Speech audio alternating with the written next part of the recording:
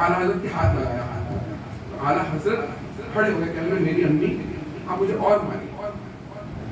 سوچیے ماں کا یہ ادب ہے, انہوں نے 2 ہاتھ اور لگائے.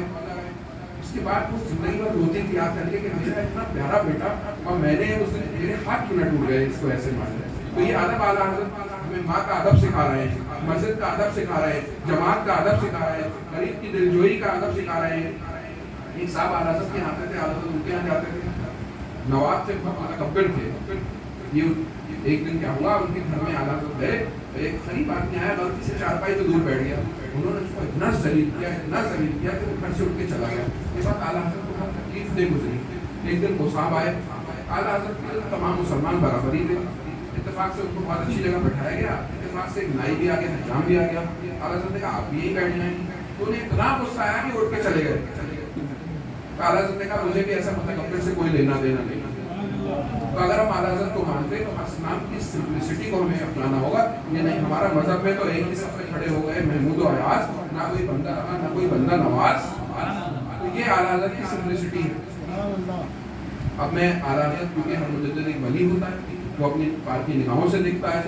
اعلیٰ حضرت کے شاگرد علامہ سردار احمد صاحب نینیتال میں امامت کرتے تھے. ایک رات سو رہے تھے, انہیں خواب میں آیا کہ ان کا بستر جل رہا ہے, ان کا بستر جل رہا ہے. تو اور اعلیٰ حضرت خواب میں آیا, کہنے لگے سردار اپنے کپڑوں کو بچاؤ, اپنے کپڑوں کو بچاؤ. ان کی آنکھ کھلتی ہے تو واقعی میں ان کے لحاف میں آگ لگی ہوتی ہے, اور سامنے دیکھتے تو اعلیٰ حضرت موجود ہیں. جیسی دستبوسی کے لیے آگے بڑھتے ہیں تو اعلیٰ حضرت غائب ہیں. ایسے ہی ایک صاحب آئے جن کو قتل کا مقدمہ جن میں چل رہا تھا. اعلیٰ حضرت کے پاس آئے, ان سے گئے تو دعا کرائی. اعلیٰ حضرت نے کہا نہیں انشاءاللہ آپ کو پھانسی نہیں ہوگی. وہ صاحب پھر کچھ مہینوں میں اپنے جیل میں رہے. ان کا بیان تھا, وہ بھی اپنے زمانے کے نواب تھے, ان کا بیان تھا, مطلب بڑے آدمی تھے بڑے مالی اعتبار سے. یہ بیان تھا کہ میں رات کو جب گھبراتا تھا تو میں سامنے اعلیٰ حضرت کو چہل قدمی کرتے ہوئے دیکھا جیل میں. ایک دفعہ صدر الشریعہ جو بہار شریعت کے مصنف ہیں, جو اپنے زمانے کے اتنے بڑے عالم دین ہیں, جن کی کتاب کو عالم بنانے والی کتاب کہا جاتا ہے, 20 جلدوں میں ہمارے پاس وہ کتاب موجود ہے. صدر الشریعہ کا بیان ہے کہ ایک بار اعلیٰ حضرت کلاس لے رہے تھے حدیث پاک کی, اچانک اٹھ کے اندر چلے گئے.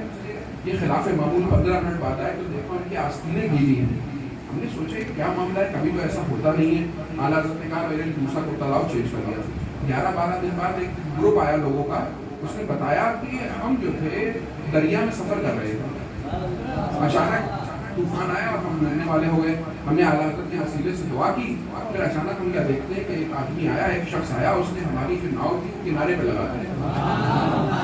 تو یہ جو مجدد ہوتا ہے ولی ہوتا ہے, جو اللہ اور رسول سے عشق کرتا ہے, تو اللہ رب العزت اس کو ایسی پاورز, ایسی چیزیں عطا فرما دیتا ہے. اس کو کوئی تعجب کی بات نہیں. اعلیٰ حضرت تو اعلیٰ حضرت ہیں. ماضی قریب کے ہمارے بزرگوں سے اتنی کرامات سرزد ہوئی ہیں. خود جو احسن العلماء کے جو دل میں سامنے بات ہو جاتی ہے وہ احسن العلماء بتا دیا کرتے ہیں. لوگ کہتے ہیں کہ اللہ کے رسول معاذ اللہ پر کی مٹی میں مل گئے. آپ دیکھیں ہر کچھ سالوں میں کوئی نہ کوئی اللہ کے بندے کی خبر کھل جاتی ہے, پورا جنازہ سلامت ہوتا ہے. ایک عاشق رسول کی مٹی کو تھوڑی کھا پائے گی. آپ دیکھیں مستقل ایک صاحب تھے ہمارے کاس گنج میں, اذان دیا کرتے تھے. ان کی 4 بار قبر مل چکی ہے اور چاروں بار ان کا جو ہے جنازہ صحیح سلامت ہے. ڈاکٹر علی الدین صاحب کے بھائی, اور لوگ ہمارے لوگ اللہ کے رسول کی شان میں ایسی ایسی باتیں کرتے ہیں. ایسے لوگوں کو پھر اعلیٰ حضرت برداشت نہیں کر سکتے تھے, چاہے وہ اپنا ہو چاہے غیر ہو, صرف وہ چھوڑتے نہیں. ورنہ ان کی ساری کی میں نے آپ کو باتیں بتائی. اعلیٰ حضرت کی دوشی پڑھ لی.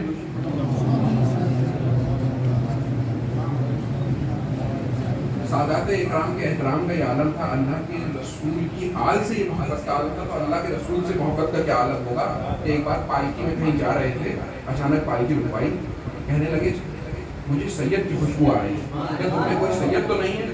تو بہت دیر بعد ایک مزدور بولے کہ مزدور سے مزدوری کرائی جاتی ہے اور اس کی ذات نہیں پوچھی جاتی.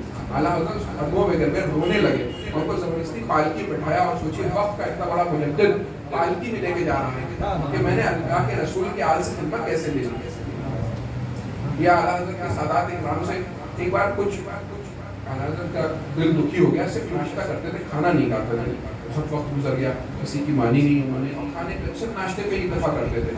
تو اعلیٰ حضرت کے بریلی میں جو محلہ کے سادات ہیں, وہاں جا کر ان کے خاندان والوں نے جب سید صاحب سے عرض کیا اللہ اور رسول کی بات, جائز باتوں میں سب سے زیادہ اگر اعلیٰ حضرت کے کسی کی بات چلتی تو سادات اکرام کی چلتی ہے، وہ اپنے گھر سے کھانا بنا کے لائے اور اپنی اہلیہ سے کھانا بنوا کے لائے اور اعلیٰ حضرت سے کہا کھانا کھائیے، لیکن اس شرط پہ کھائیں گے کہ کبھی ہم کھانا کھانا نہیں چھوڑیں گے۔ یہ سادات اکرام سے محبت، اہل بیت سے محبت کا یہ عالم ہے کہ اعلیٰ حضرت کے بچوں کا نام تو سب، بیٹوں کا نام تو سب جانتے ہیں، علامہ حافظ رضا خان صاحب علیہ رحمۃ اللہ، مفتی اعظم ہند حضرت مفتی مصطفیٰ رضا خان صاحب۔ اعلیٰ حضرت کی 5 بیٹیاں تھیں۔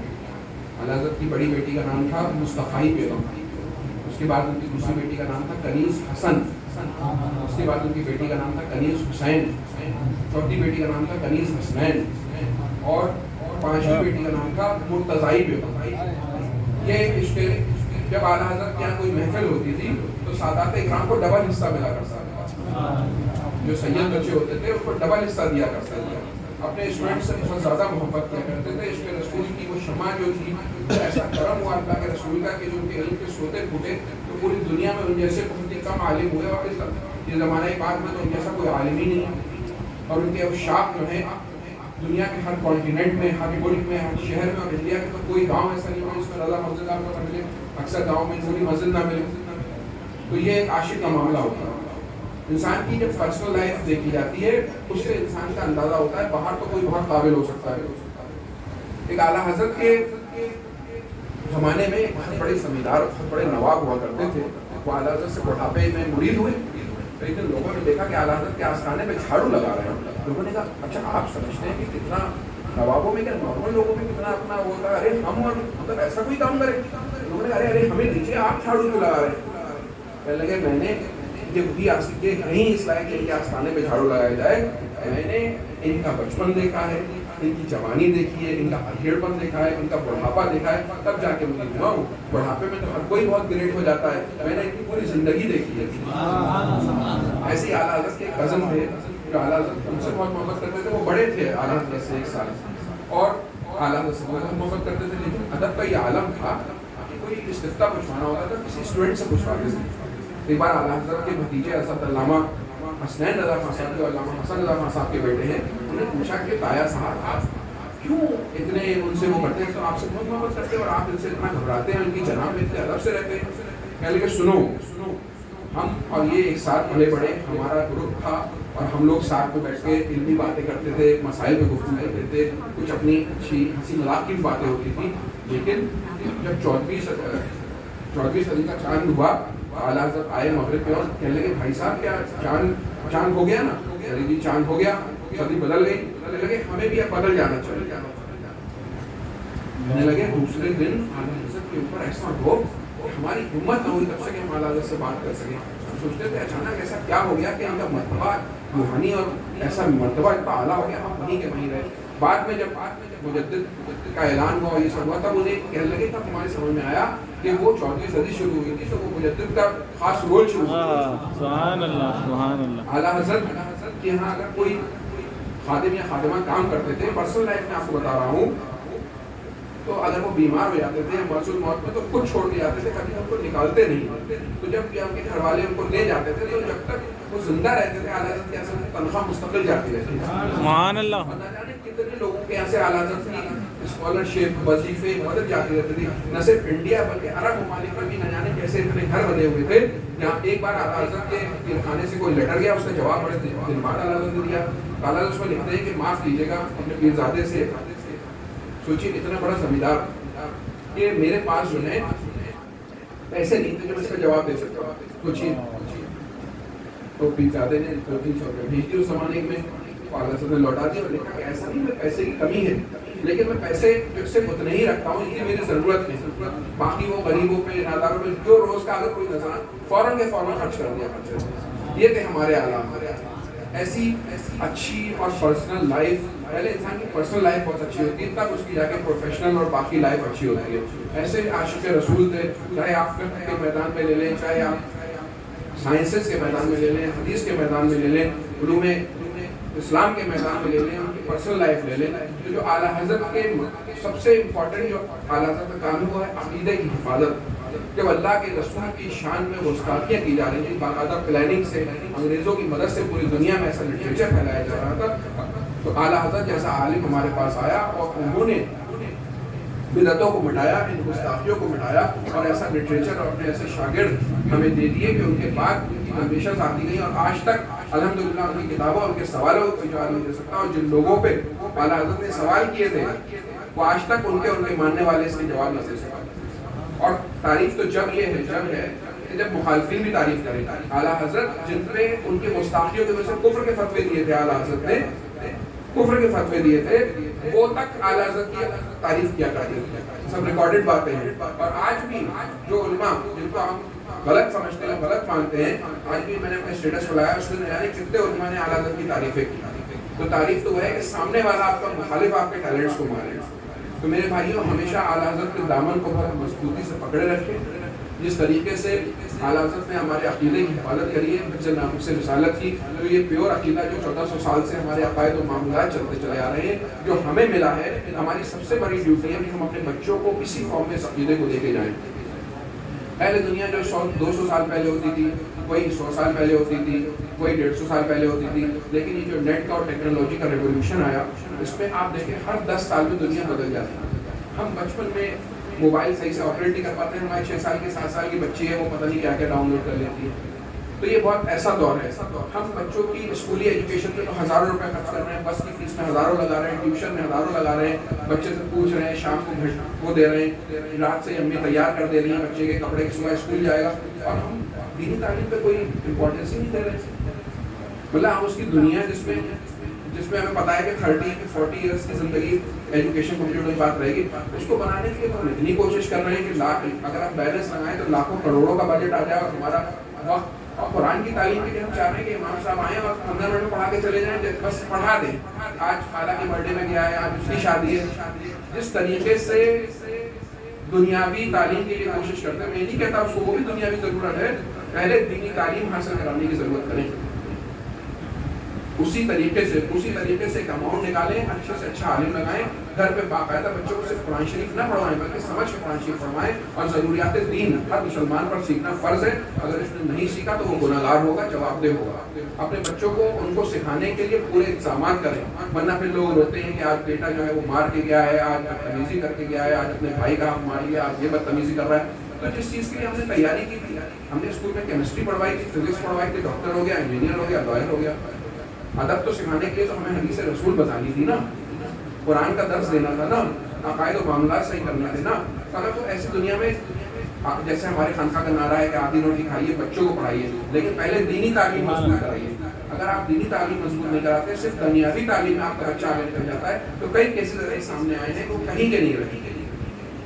کوشش کریے کہ اجتماع منعقد کریں، ہفتے وارانہ یا مہینے میں، اپنے اپنے محلے میں، جس میں بچے آئیں، لیڈیز آئیں، وہ دین سیکھیں، مردوں کے الگ اجتماعات ہوں۔ دین سیکھنے کا موقع نہیں ملتا، ہمارے پاس ٹائم ہی نہیں ہے دین سیکھنے کے لیے، جبکہ انسان جن کو عبادت کے لیے پیدا کیا گیا ہے۔ تو اگر ہم جب سیکھ ہی نہیں رہے ہیں، ہم جان ہی نہیں رہے ہیں، تو پھر گمراہ ہوتے ہیں۔